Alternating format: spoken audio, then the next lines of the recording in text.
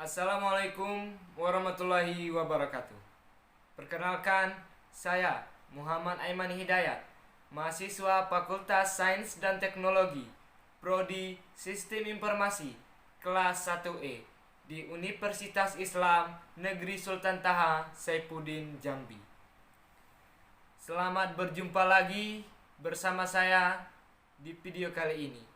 Saya akan membahas sebuah materi tentang sejarah data warehouse, di mana sejak awal tahun 1990-an, data gudang yang berada di garis depan aplikasi teknologi informasi sebagai cara bagi organisasi secara efektif menggunakan informasi digital untuk perencanaan bisnis dan juga pengambilan keputusan.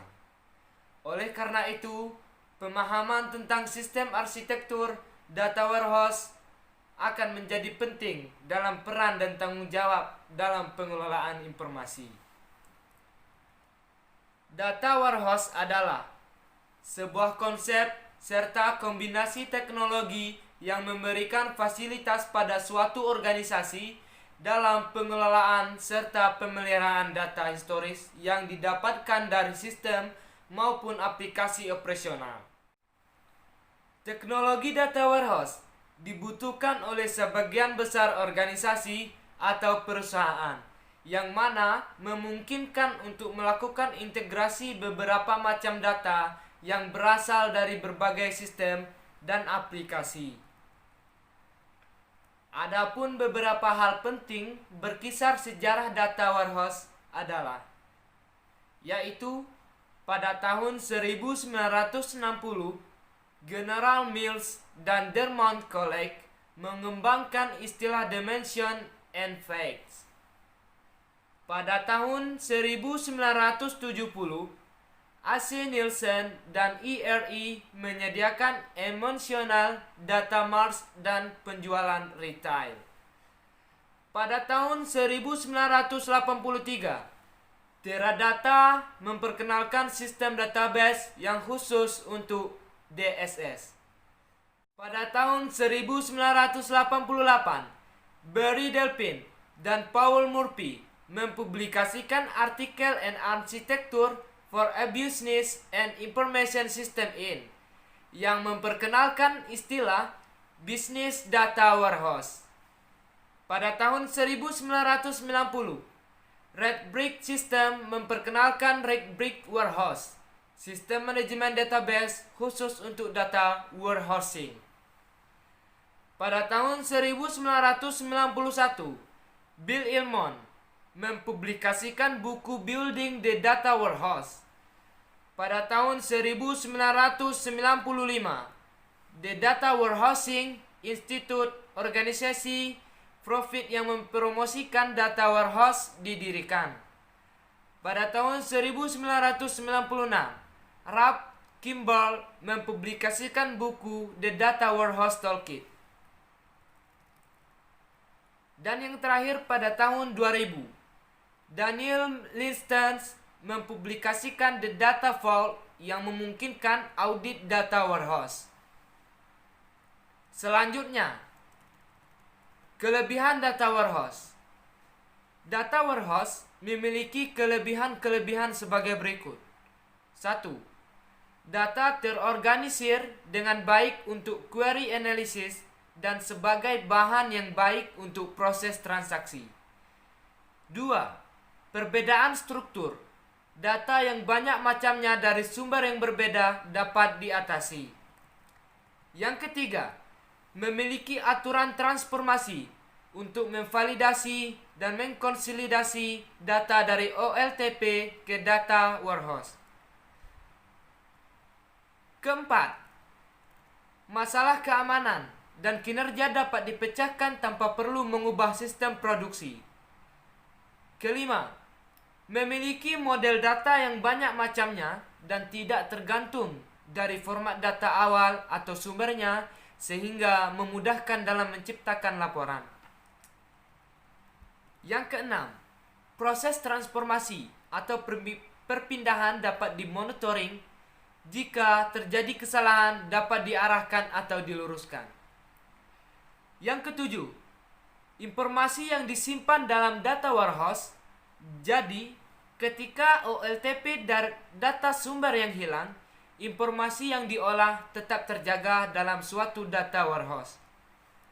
Yang kedelapan, data warehouse tidak memperlambat kerja operasional transaksi. Dan yang terakhir, dapat menyediakan laporan yang bermacam-macam. Selanjutnya, kekurangan data warehouse.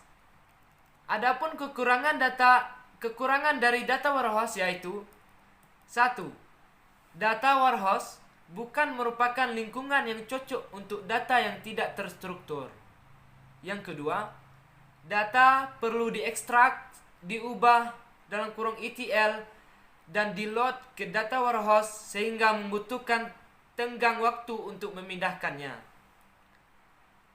Yang ketiga, semakin lama dipelihara, semakin besar biaya untuk merawat sebuah data warehouse.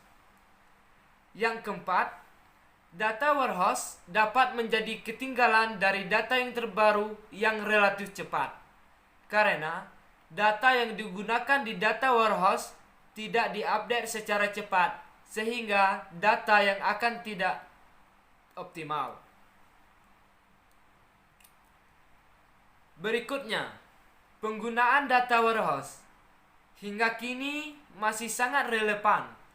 Setidaknya ada 3 tugas yang dapat dilakukan dengan adanya data warehouse. Menurut seseorang yang bernama Williams, ketika tugas tersebut yaitu: A. Pembuatan laporan.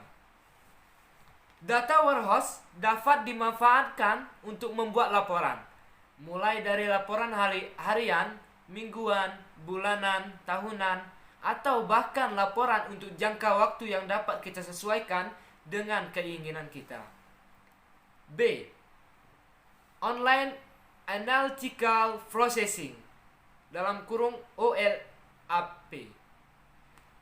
Dengan adanya data warehouse, semua informasi yang terperinci maupun yang berupa summary yang dibutuhkan dalam proses analisis mudah didapat. OLAP mengimplementasikan konsep data multi dimensi yang memungkinkan para penggunanya menganalisa data hingga ke tingkat yang mendetail tanpa mengetikkan satu pun perintah SQL. Hal ini dimungkinkan karena pada konsep multidimensi, data yang berupa fakta yang sama bisa dilihat dengan menggunakan fungsi yang berbeda. Fitur lain yang ada pada software OLAP adalah fitur roll up dan drill down. Drill down adalah fitur yang memampukan kita untuk melihat detail dari suatu informasi, sedangkan roll up merupakan kebalikannya. Selanjutnya, yang C, data mining. Data mining merupakan proses untuk menggali pengetahuan dan informasi baru dari data yang berjumlah banyak pada data warehouse dengan menggunakan kecerdasan buatan, artificial intelligence, ilmu statistika dan matematika. Data mining merupakan teknologi yang diharapkan dapat menjembatani komunikasi antara data dan penggunanya. Jadi, itulah penjelasan tentang sejarah data warehouse. Sekian dari saya. Mungkin dari video saya ini terdapat kesalahan kata, mohon dimaafkan. Sekian dari saya. Wassalamualaikum warahmatullahi wabarakatuh.